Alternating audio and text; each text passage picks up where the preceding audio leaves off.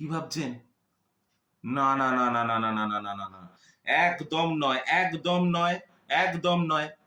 আমরা stories with Suman and company এইসব করি না। এইসব কোনো পলিটিক্যাল ব্যাপারে আমরা নেই। আজ শনিবার না, তাই একটু ওই হাতে ডিমটা নিয়ে ভাবছিলাম আজকে নিরামিষের দিনে যদি মা একটু ডিম ভাত করে দেয়। যদিও এই কথা শুনে মা আমাকে ডিম থেরাপি দিতে এলো, তাই দুটো ডিম আমার কাছে নিয়ে এসে বসেছি। মায়ের যখন রান্নাঘর থেকে বেরিয়ে যাবে আমি তখন রান্না করে খাবো ডিমগুলো। কি ভাবছেন পাগলের প্রলাপ বকছি? না, না, বকছি না। আজকে শনিবার আপনাদের কাছে stories with Suman and company নিয়ে এসছে একটা বিশেষ গল্প, একটা মজার গল্প। এবং সেই গল্পের নাম দেখতেই পাচ্ছেন থাম্বনেলে, রাইট? সেই গল্পের নাম লাভপুরের ডিম। দেখুন তো, আপনাদের ডিমের প্রতি সো কল্ড লাভকে আমরা ট্রিবিউট দিচ্ছি উইথ লাভপুরের ডিম by one and only Shibram Chakraborty. লেখক শিবরাম চক্রবর্তীর জন্ম 13ই ডিসেম্বর 1903 সালে। তার সর্বাধিক আলোচিত উপন্যাস বাড়ি থেকে পালিয়ে। লিখেছেন বাড়ি থেকে পালিয়ের পর কলকাতার হালচাল, বর্মার মামা, মনের মতো বউ, মস্কো বনাম পণ্ডিচেরি সহ আরও বেশ কিছু বই। তার অমর সৃষ্টি হর্ষবর্ধন এবং গোবর্ধনের গল্প আজও পাঠক মহলে সমানভাবে সমাদৃত। প্রবন্ধ ও গল্পের পাশাপাশি তিনি কিছু রম্য গোয়েন্দা কাহিনীও লিখেছিলেন। তার গোয়েন্দার নাম কলকে কাশী। আর তার আত্মজীবনী হলো ঈশ্বর পৃথিবী ভালোবাসা, ভালোবাসা পৃথিবী ঈশ্বর। এছাড়াও হাতির সঙ্গে হাতাহাতি, অশ্বত্থামা হত ইতি, ঘোড়ার সঙ্গে ঘুরুঘুরি, কুকুরের হাড় ভাঙিয়াছিল, পঞ্চাননের অশ্বমেধ, হারাধনের দুঃখ, ছত্রপতি শিবাজি, শিশু শিক্ষার পরিণাম, মই নিয়ে হইচই, শ্রীকান্তের ভ্রমণ কাহিনী, লাভপুরের ডিম প্রভৃতি উল্লেখযোগ্য। আজকে আপনাদের জন্য এই গল্পটি আমরা তুলে ধরেছি, যাটির নাম লাভপুরের ডিম। কিন্তু সত্যি কথা বলতে গেলে লেখক শিবরাম চক্রবর্তী একটি অসাধারণ প্রতিভাবান হওয়া সত্ত্বেও তার লেখা কিন্তু তার জীবদ্দশায় সেই রকম পপুলারিটি পায়নি। তো আমাদের বিশেষ একটা নিবেদন থাকবে আপনাদের কাছে বা পাঠককুলের কাছে, যে শিবরাম চক্রবর্তীর গল্প আপনারা পড়বেন।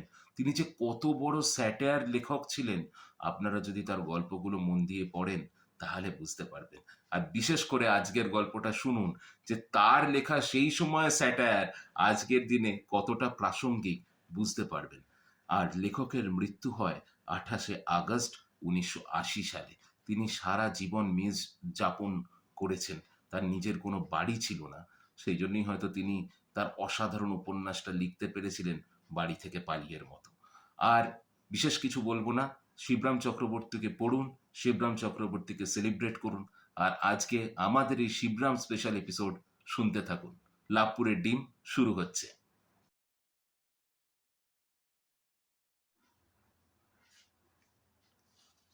কি কোন মশাই, ডবল ডিমের মামলেটের দাম 8 আনা? অমল হাঁ করে রেস্তোরাঁওয়ালার দিকে তাকালো। ওর চোখ দুটো এমনিতেই বড় বড়, প্রায় ডিমের মতো। তখন তা মামলেটের মতো বিস্ফারিত হলো। আমি অমলের ভুলটা তৎক্ষণাৎ শুধরে দিলাম। বললাম, আরে অমল, মামলেট নয় রে, অমলেট। এ এ, তুই থামোস। একটা সিঙ্গেল মামলেটের দাম 4 আনা, ডবল মামলেটের দাম 8 আনা। এক জোড়ার দাম তার মানে 1 টাকা। 3 জনের 3টে ডবল মামলেট, তাহলে তিন তিরিক্ষে, না না, তিরিক্ষে নয়, কি কি কি কি হলো, 3 8 আনায় মোটমাট দাঁড়ালো 1.5 টাকা। ভাই, এরা কি কয় রে? এবার রেস্তোরাঁর মালিক অমলের ওপরেও গলা চড়িয়ে বলল, হ্যাঁ, ডিমের চালান আসে পদ্মার পার থেকে, জানেন? এখন চালানি কম, তাই দাম চড়া। আমরা তার কি করব বলুন? গভর্নমেন্টকে আপনারা বলতে পারেন না আমাদেরকে যত কথা বলেন নাকি? অমল বলল, গভর্নমেন্টকে বলে কি কি করব? গভর্নমেন্ট কি আর ডিম পাড়ে? আমি বলি, কিংবা হয়তো ডিমই পাড়ে, কিন্তু সেই ডিমে অমলেট বা মামলেট কিচ্ছু হয় না। এমন সময় হানিফ বলে উঠল, এ আমাদের দেশে কিন্তু 4 পয়সায় 5খানা ডিম ভাই, মুরগির ডিম আবার কখনো কখনো আবার ফাউও দেয়। আমাদের সঙ্গে এক কলেজে পড়ে হানিফ, কিন্তু নলেজে বুঝি আমাদেরকে ডিঙোতে চায়। চায়ের টেবিলে তার দেশের ডিম এনে পারে। আমি বললাম, হানিফ, চায়ের আড্ডা গুলজার করতে চাচ্ছিস কর, কিন্তু তাই বলে এত গুল মারার কি দরকার ভাই? হানিফ এবার বলে উঠল, এ না না, গুল নয়, সত্যি। যদি কখনো যাস আমাদের গায়ে তো দেখবি, দেখতে পাবি তখন। হানিফ তার গায়ের গর্বে তখন মশগুল। সে বলে চলল, 4 4 পয়সায় 5 5টা ডিম, বুঝলি? যত 4 ফেলবি তত 5 পাবি। 5 আঙুলের মতো দেখবি নিজের হাতে। বুঝতে পেরেছিস? আমি বললাম, হুম, 4 ফেললে তো মাছও নাকি এসে থাকে ভাই, কিন্তু সেটাও হাতের 5-এর মতো আসে না, ওটা ওই কানেই শোনা যায়। চোখে দেখতে গেলে ছিপ হাতে নাচার হয়ে ফিরতে হয়।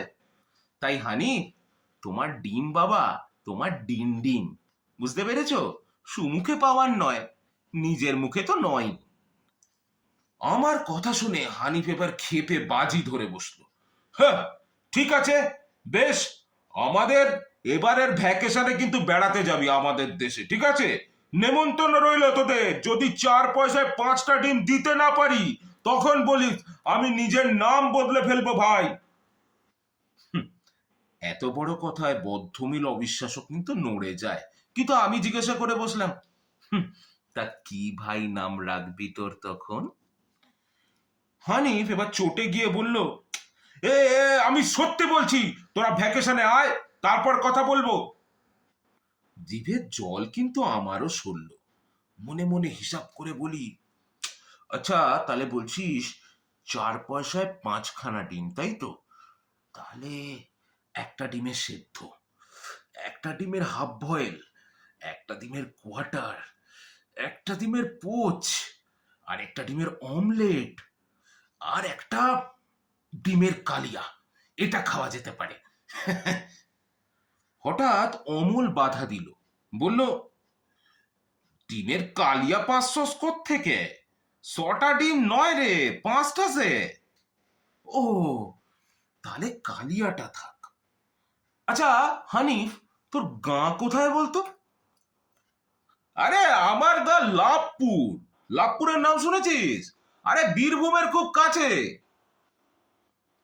হুম, না শুনিনি, তবে নামটা শুনে মনে হচ্ছে লাভের জায়গা হলেও হতে পারে।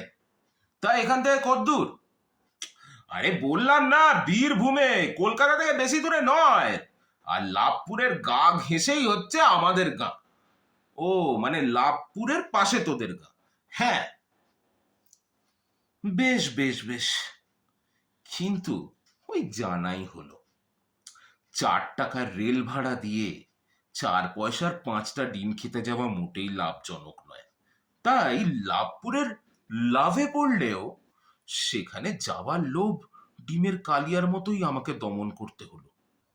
কিন্তু কপালে যদি ডিম থাকে তাহলে তাকে ঠেকায় কে? একটা সুযোগ জুটে গেল হঠাৎ। গ্রীষ্মের ছুটিতে বড় মামার বিয়ে ঠিক হলো লাভপুরে, আর তার বরযাত্রী হয়ে যেতে হলো আমায়। হানিফকে চিঠি দিয়ে আগেই খবর দিলাম যে অমল না গেলেও আমি যাচ্ছি লাভপুরে। ডিমের কথাটা তার মনে আছে তো? হানিফের জবাবও এলো। সে লিখেছে, আলবাত। হানিফ কিন্তু এক কথার মানুষ। স্টেশনেই হানিফ হাজির হয়ে গেছিল। সে বলল, চল ভাই, তোকে ডিম খাওয়াই। আমি বললাম, আরে দাঁড়া, এখন কি? এখন তো বরযাত্রী, বিয়ের নেমন্তন্ন খাবো। সব বরযাত্রীর সঙ্গে এসছি, তাদেরকে ছেড়ে যাওয়া যায় নাকি এখন? কাল সকালের গাড়িতে এরা সবাই ফিরে যাবে ভাই, তখন এদের সাথে না গিয়ে তোর সঙ্গে বেরোবো। তোদের গায়ে ডিম খেয়ে তারপর বিকেলের গাড়িতে আমি ফিরবো। 5 5টা ডিম বাবা, ছাড়া যায়? আর তাছাড়া 5 5টা ডিম কখনো আমি একসঙ্গে খাইনি। না খেয়ে এবারে নড়ছি না কিছুতেই। আর তুই একদম চিন্তা করিস না, অনেক 4 পয়সা এনেছি। সো তুই নিশ্চিন্ত থাক। আশা ছিল যে ডিম যখন লাভপুরে এতই সস্তা, তখন বিয়ের ভোজেও আজ রাত্রে তার কিছু খোঁজ খবর তো মিলতে পারে। হয়তোবা কালিয়া রূপেই নিজের পাতে দর্শন পাবো তার। কিন্তু হায়, লুচি এলো, পোলাও এলো, মাছও পড়লো তার, কিন্তু ডিমের কালিয়া দূরে থাক, একটা ডিমের বড়ার পাত্তাও পাওয়া গেল না। তখন মনে হলো মুরগির ডিম বলেই বুঝি এটা। আসলে ও জিনিস তো মুরগির মতোই পংক্তি ভোজে অপাংতেও, ব্রাহ্মণ ভোজনের আসরে অচল। সে রেস্তোরাঁয় গিয়ে তুমি খুব কষে খেতে পারো, কিন্তু পুজো বাড়ি কি বিয়ে বাড়ি খাওয়ায়? নইব নইব চ। পরের দিন সকালবেলার জল খাবার শেষ করে সকলের সঙ্গে স্টেশনের পথ না ধরে আমি হানিফের সঙ্গ নিলাম। হানিফকে বললাম, চল ভাই, এবার তোদের গায়ে যাই। হানিফ আমাকে সঙ্গে নিয়ে গেল একটা চাষির বাড়িতে। বলল, বলি, ও চাচা, চাচা বাড়িতে আছো? মুরগির ডিম আছে তো বাড়িতে? আছে তো? দাম কত করে বলো তো? আপনি কি আর জানেন না দাদা, 4 পয়সায় 5 খান। এই শুনলি, শুনলি তো, শুনলি? চাচা ঘাড় নাড়াতেই আর দেরি না করে চোঁচা আমি 4টে পয়সা তার হাতে গুঁজে দিয়েছি। আনিটা টেকে নিয়ে চাচা বাড়ির ভেতরে গেল। অনেকক্ষণ পর একটা একটা ডিম হাতে করে নিয়ে বেরোলো। আমি বললাম, এ কি, একটা, মোটে একটা ডিম? এবার সেই চাচা বললেন, মুরগিরা যা পেড়েছিল বাবু, ছেলেগুলো মেরে দিয়েছে বেবাক, একটাই পড়ে আছে দেখছি। সোঁড়াগুলো হয়েছে ডিম খাবার রাক্ষস। এই তা কি করে খেলো তোমার ছেলেরা? ভেজে, বড়া করে, কড়া করে, কালিয়া বানিয়ে? আমি জানতে চাই, কারণ ঘ্রাণে যদি অর্ধভোজন হয়, তাহলে শ্রবণেও তো যৎকিঞ্চিত, তাই না? তিনি বললেন, কাঁসাই সাবড়ে দেয় বাবু, রাত বার কি ওদের ফুরসত আসে না সবুর সয়। হানিফ বলল, এই কাঁচা ডিম কিন্তু খাওয়া খুব ভালো, বেশ পুষ্টিকর, ওতে প্রচুর খাদ্য গুণ থাকে। আমি বললাম, থাকুক, কিন্তু ডিমের বড়া করে বাড়িয়া করে বানালেই তো সেটা খেয়ে প্রাণের আরাম। আমি এসব কাঁচা ফাঁচা খেতে পারবো না ভাই। এটা আপনারা ধরুন, বাকি 60টা এ বাড়ি ও বাড়ি দিয়ে জোগাড় করে এনে দিচ্ছি আপনাদের। ডিম এবং চাচার পিছু পিছু চললাম। 4 বাড়ি ঘুরে আরেকটা ডিম মিলল। আর এ বাড়ি ও বাড়ি করতেই গোটা গাঁটা চষা হয়ে গেল আমাদের। গায়ের মধ্যেই পায়ে পায়ে মাইল চারেক ঘোরা হলো, কিন্তু 4টে ডিম তখনও পাওয়া গেল না। কোনো মতে 3খানা ডিম এলো হাতে। আমি বললাম, ঠিক আছে, এই ঢের, এই 3টে খেয়েই ফেরা যাক এখন, বিকেল গড়িয়ে আসছে, বেশি দেরি করলে আমার আমার ট্রেন পেরিয়ে যাবে। হানি বাধা দিল, বলল, তা কি হয় রে, চাচা ছাড়বে না, 4টে পয়সা যখন নিয়েছে, 5টা ডিম না দিয়ে ছাড়বে না, নিতেই হবে। ভারী নাছোড় বান্দা এরা, নইলে এখন পয়সা ফেরত দেবে কি করে শুনি? কেন, 4 পয়সায় 5টা ডিম হলে 3টে ডিমের দাম কত হয়? এই কথাটা বলেই আমি খতিয়ে দেখি, 2 পয়সায় হলো 2.5খানা ডিম, 1 পয়সায় 1.25খানা। কি মুশকিল! এই যে দেখছি 3টে ডিমের কোনো দামই হয় না। আমি অমূল্য 3টে ডিমের দিকে এক দৃষ্টিতে তাকিয়ে থাকি। হানিফ জিজ্ঞাসা করে, তা বল, সোয়াক কি আধখানা ডিম তুই নিবি কি করে শুনি? ডিমের কি ভাগাভাগি হয় নাকি, মানে কাঁচা অবস্থায় হয় কি? সত্যিই তো, কাঁচা ডিমকে যেমন বসানো যায় না, তেমনি শোয়ানো তো যায় না। শোয়া ভাগ কি আধা আধিতে আনা কি করে সম্ভব হবে? তাহলে কি হবে? আমি জিজ্ঞাসা করলাম হানিফকে। হানিফ বলল, কি আর হবে, নিতে তোকে হবেই, 5টাই নিতে হবে, না হলেও ছাড়বে না। আরে এরা পাড়া গাঁর লোক, চাষা ভুষো হতে পারে, কিন্তু ভারী অনেস্ট, কিন্তু ভীষণ একগুঁয়ে, এক কথার মানুষেরা। চাচা অবশেষে আমাদের এক খামারের পাশে নিয়ে গেল, গিয়ে সেখানে একটা মুরগি দেখালো, দেখিয়ে বলল, "এই, এখানে একটু বসুন বাবুরা, এখনই আপনাদের বাকি ডিম দুটো পেয়ে যাবেন। আমি ততক্ষণ জমিদারের কাছারি খান একটু ঘুরে আসি, খাজনা দিবার তারিখ ছিল কিনা আজ।" আমি বললাম, আচ্ছা আচ্ছা।" কিছুক্ষণ পর হানিফকে বললাম, এ ভাই, এ, লোকটা তো আমাদের মুরগি দেখিয়ে চলে গেল, কিন্তু মুরগির আবার দেখবার কি আছে? মুরগি কি আমরা দেখিনি কখনো? হানিফ বলল, আরে দাঁড়া, কেমন করে বসে আছে দেখ না মুরগিটা।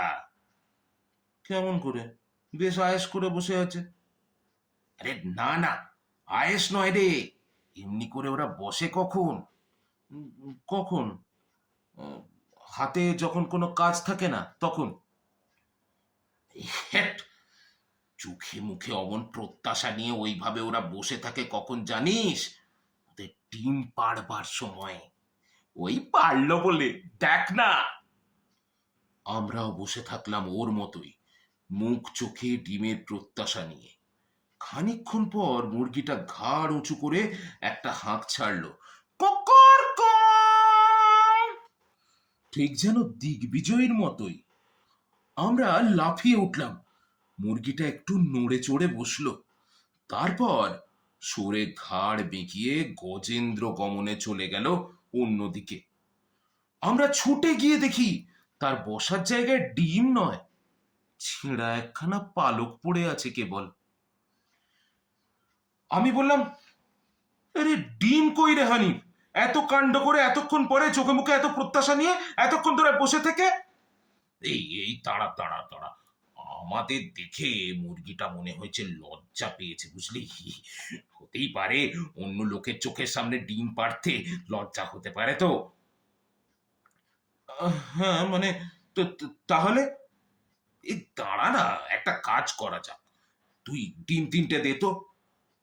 হয়তো ডিম পাড়ার কথা ছিল কিন্তু ভুলে গেছে, এমনও হতে পারে। আরে ওকে দেখাই তিনটে ডিম, তাহলে ওর ঠিক মনে পড়ে যাবে। হানিফ ডিম তিনটে নিয়ে মুরগির সামনে রেখে দিল, ওকে প্রেরণা দেবার জন্যই হয়তো। ডিমগুলো দেখে মুরগিটা এগিয়ে এসে তার উপরে চেপে বসলো।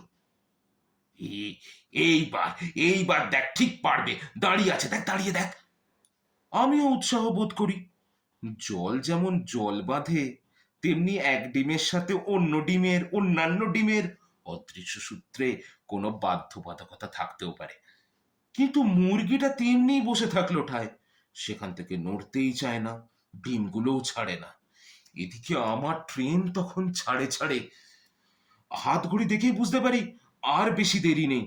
আমি বলি, হানিফ, এই মুরগিটাকে ভুলিয়ে ভালিয়ে সরিয়ে কোনো রকমে ওই তিনটে নিয়ে চলে আয়, কাঁচাই মেরে দেবো আমি, যথালাভ। কিন্তু মুরগিটাও দেখা গেল নাছোড়বান্দা। ঠিক আমাদের চাচার মতোই হানিফের হানাদারি সম্পর্কে সে গ্রাহ্যই করছে না।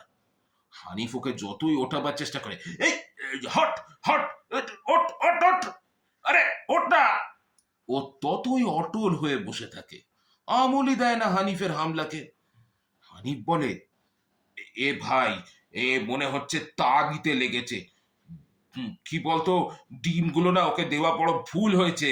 ওর ধারণা হয়ে গেছে যে আজকের ডিমগুলো ও পেড়েছে, তাই ও নিজের ডিম মনে করে সেটাতে তা দিচ্ছে।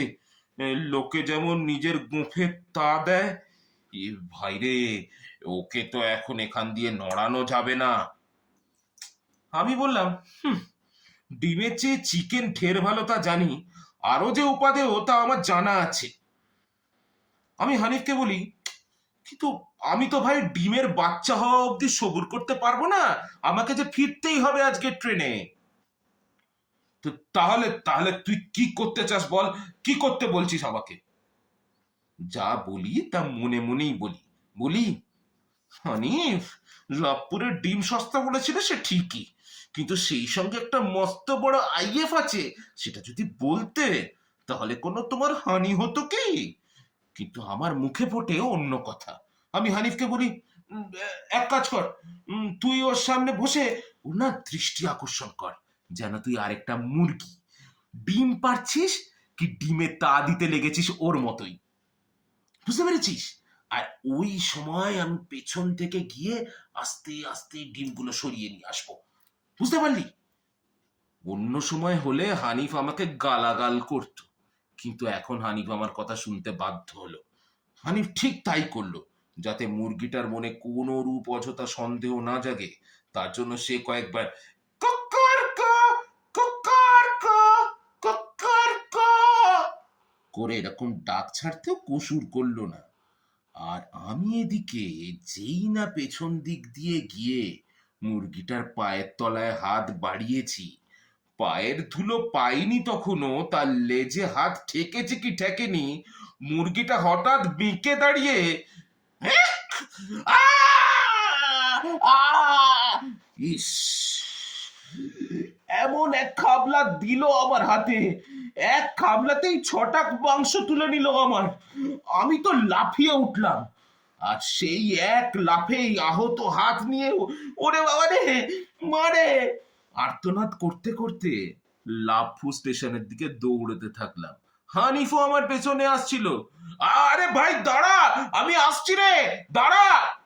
কে কার কথা শুনে উঠলাম কোনোভাবে কলকাতার গাড়িতে।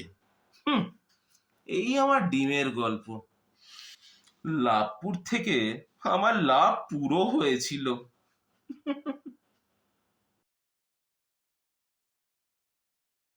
কিন্তু কপালে যদি ডিম থাকে, তাহলে তাকে ঠেকায় কে?